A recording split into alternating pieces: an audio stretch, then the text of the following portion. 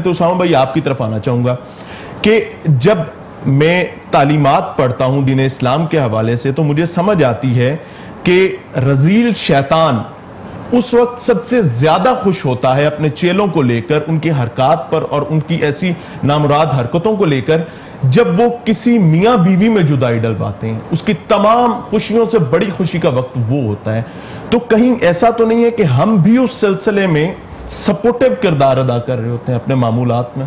احمد و نصلی علی رسول الکریم، اما بعد فاعوذ باللہ من الشیطان الرجیم، بسم اللہ الرحمن الرحیم۔ ہمیشہ کی طرح آج بھی بہت اہم موضوع ہے اور مدنی صاحب نے اس پہ کافی گفتگو فرما دی ہے، اور میں اس حوالے سے عرض کرنا چاہوں گا کہ دین اسلام جو ہے یہ مکمل دین حیات ہے، مکمل ضابطہ حیات ہے، اور اسلام نے ہمیں کسی معاملے میں بھی تشنا نہیں چھوڑا اور مکمل رہنمائی فرمائی ہے۔ آقا علیہ الصلوۃ والسلام کی ذات مبارکہ کامل نمونہ بھی ہے۔ اسلام میں رہبانیت نہیں ہے، پہلی بات جو میں عرض کرنا چاہتا لا رہبانیت فی الاسلام۔ آقا علیہ الصلوۃ والسلام کی حدیث مبارکہ ہے کہ الگ تھلگ رہنا اور دنیا سے بالکل الگ ہو جانا یہ دین اسلام میں نہیں ہے۔ دین اسلام میں ہے جڑ کر رہنا، ایک فیملی بنانا، خاندان بنانا، اپنے معمولات زندگی آقا علیہ الصلوۃ والسلام کی سیر طیبہ کے نقش قدم پر چلتے ہوئے ان کو ادا کرنا، یہ ہے دین اسلام۔ دین اسلام میں اکیلے جنگلات میں چلے جانا اور دنیا سے کٹ جانا یہ بالکل نہیں ہے۔ اور دوسری جو اہم بات ہے کہ دنیا میں سب سے پہلا جو رشتہ اللہ رب العزت نے بنایا وہ میاں اور بیوی کا رشتہ ہے، اور پہلا رشتہ بنانے کے بعد ان کو مکمل رہنمائی بھی فراہم کر دی، اور قرآن کہتا ہے ہن لباس لکم وانتم لباس لہن، وہ تمہارا لباس ہیں خواتین اور تم خواتین کے لباس ہو۔ لباس کیا کام کرتا ہے؟ جہاں پہ زینت، خوبصورتی اور آپ کو ڈھانپنے کا کام کرتا ہے، وہاں آپ کے عیوب، آپ کے عیب، آپ کے زخم اور آپ کی پردہ پوشی اور اسی طرح آپ کی سردی اور گرمی، یعنی کہ آپ کی خوشی اور غمی کو جو ہے ڈھانپ دیتا ہے۔ قرآن نے کتنے خوبصورت الفاظ کے ساتھ اس کی ڈیفینیشن جو ہے وہ آپ کے سامنے رکھ دی ہے کہ آپ نے لباس کا کام کرنا ہے زوجین آپس میں، عورت نے شوہر کا لباس بننا ہے، اس کی رازداری کرنی ہے۔ یاد رکھیے قرآن کریم کے اندر محبت کے لیے مختلف الفاظ استعمال ہوئے ہیں، لیکن جو الفاظ میاں بیوی کی محبت کے لیے استعمال ہوئے ہیں وہاں فرمایا وَجَعَلَ بَيْنَكُمْ مَوَدَّةً وَرَحْمَةً۔ مودت کہتے ہیں سپرلیٹیو ڈگری، افضل التفضیل، یعنی جس میں شدت پائی جاتی ہے، یعنی کہ سب سے زیادہ محبت جس میں رازداری پائی جاتی ہے، جس میں راز و نیاز ہوتا ہے۔ اب میاں بیوی کی محبت میں بہت سارے معاملات ایسے ہیں، ہم نے ایک دوسرے کے ساتھ اس کو ڈانپنا ہے، اس کے عیوب کو ڈانپنا ہے۔ اب دین اسلام کہتا ہے کہ آپ کو بہت سارے معاملات، زوجین کو، شوہر کو بیوی کے، بیوی کو شوہر کے بہت ساری چیزیں پسند نہیں ہو سکتی، ناپسندیدہ ہوتی ہیں۔ اب یہ نہیں ہو سکتا، آپ کے جو ماہرین ہیں وہ بھی یہی کہتے ہیں، ان کی تحقیق اور ریسرچ بھی یہی ہے کہ انسان بہت زیادہ موافقت بھی رکھتا ہو تو 80% سے زیادہ جو ہے اتفاق اور موافقت نہیں ہوتی، 20% جو اس میں اختلاف ضرور پایا جاتا ہے، مارجن ہوتا ہے، لیکن جب اختلاف بھی کیا جاتا ہے تو اس میں حسن بھی ہو سکتا ہے۔ اب قرآن کہتا ہے کہ اگر ہو سکتا ہے کہ آپ کو اس کی بات وہ ناپسند ہو، لیکن اللہ کے ہاں اس میں کوئی نہ کوئی تیری حکمت ضرور موجود ہوگی جو تجھے پسند نہیں ہے، لیکن اس میں تمہاری حکمت اور تمہارے لیے بہتری ضرور موجود ہے۔ اب جو دین اسلام نے میاں بیوی کے رشتے کے درمیان جو ہے محبت اور الفت کا جو رشتہ قائم کر دیا ہے، اس کی تو بہت خوبصورت رشتہ ہے۔ قرآن کہتا ہے ایک دوسرے سے سکون حاصل کرو۔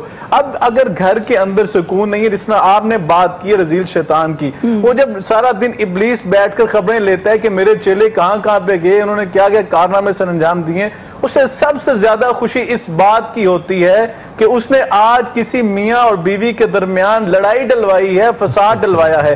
اب یہاں پہ میں عرض کرنا چاہوں گا، دیکھیں جب اختلاف رائے ہو جاتا ہے تو نوک چوک ہو جاتی ہے، معاملات اختلاف کی طرف چلے جاتے ہیں، لیکن آقا علیہ الصلوۃ والسلام کی سیر طیبہ سے اگر پیغام لیں تو حضرت ام المؤمنین حضرت عائشہ صدیقہ رضی اللہ تعالیٰ عنہ فرماتی ہیں کہ آقا علیہ الصلوۃ والسلام نے فرمایا عائشہ مجھے معلوم ہو جاتا ہے کہ تم آج مجھ سے کسی بات پر ناراض اور خفا ہو۔ کہا فرمایا اللہ کے رسول صلی اللہ علیہ وسلم نے وہ کیسے بھی تمہیں کیسے، حضرت عائشہ نے کہا کہ اللہ کے رسول عرض کی وہ آپ کو کیسے پتہ لگ جاتا ہے، معلوم ہوتا ہے؟ آقا علیہ الصلوۃ والسلام نے فرمایا جب تم کہتی ہو نا کہ رب محمد کی قسم صلی اللہ علیہ وسلم، تو مجھے پتا ہے کہ تم مجھ سے راضی ہوتی ہو، اور جب تم کہتی ہو رب ابراہیم کی قسم، مجھے پتہ لگ جاتا تم میرے سے خفا ہو. کیا بات ہے، کیا بات ہے، یہ انڈرسٹینڈنگ کا لیول ہے یہ. جی بالکل، یعنی کہ انسان اگر اختلاف کرے میاں بیوی کے درمیان اختلاف ہو سکتا ہے، یعنی کہ آپ کو ہو سکتا ہے کہ آپ نے کوئی بات کی ان کو پسند نہ آئی، لیکن اس کا مطلب یہ نہیں ہے کہ آپ ایک دوسرے کے ساتھ قطع تعلقی اور اپنی سلام دعا بالکل ختم کرتے چلے جائیں. ہمیں دین اسلام نے بڑی خوبصورت مثالیں دی ہیں. ابھی جو آپ بات کر رہی تھی لاک ڈاؤن کی، گھروں میں مرد آ کر بیٹھ گئے ہیں اور بہت سارے معاملات جو ہیں خرابی کی طرف جا رہے ہیں، معاشی تنگیاں آ رہی ہیں. تو میں یہ عرض کرنا چاہوں گا کہ ہماری ام المومنین حضرت خدیجہ الکبریٰ سلام اللہ علیہا مکے کی سب سے مالدار خاتون ہیں، اور انہیں ملکۃ العرب کا جو ہے لقب دیا جاتا ہے. ملکۃ العرب یعنی کہ عرب کی ملکہ کا ان کے پاس لقب تھا. اتنا مال و دولت ہے ان کے پاس، لیکن آقا علیہ السلام کی خدمت میں جب تشریف لائیں تو آپ کی کنیزیں بھی تھیں، آپ کی خادمیں بھی موجود تھیں، لیکن آپ جب بھی اللہ کے رسول صلی اللہ علیہ وسلم کی بارگاہ میں جاتی اس انداز میں جاتی کہ ان کی ٹرے کھانے کی خود اٹھا کے لے کے جاتی. اسی انداز کو تو اللہ نے پسند کر کے آسمان سے اللہ نے اللہ ہو کر، رب ہو کر حضرت خدیجہ الکبریٰ کو سلام بھیجا تھا، اور یہ پیغام دیا تھا کہ اگر میں جتنی مرضی بڑی خاتون ہوں، جتنی مرضی بڑی میرے پاس مال و دولت موجود ہے، لیکن اپنے شوہر کے سامنے بیوی کا جو میں سمجھتا ہوں حقوق و فرائض ہیں وہ اپنے انہوں نے پورے ادا کیے. اور دیکھیں شیب ابی طالب میں جو تنگیاں حضرت خدیجہ الکبریٰ سلام اللہ علیہ نے برداشت کی ہیں، کیا آج کی خاتون اس کا تصور کر سکتی ہے کہ ایک عورت جو ہے اپنا سارا مال و دولت اللہ کی راہ میں اپنے شوہر کے اوپر قربان کر رہی ہے؟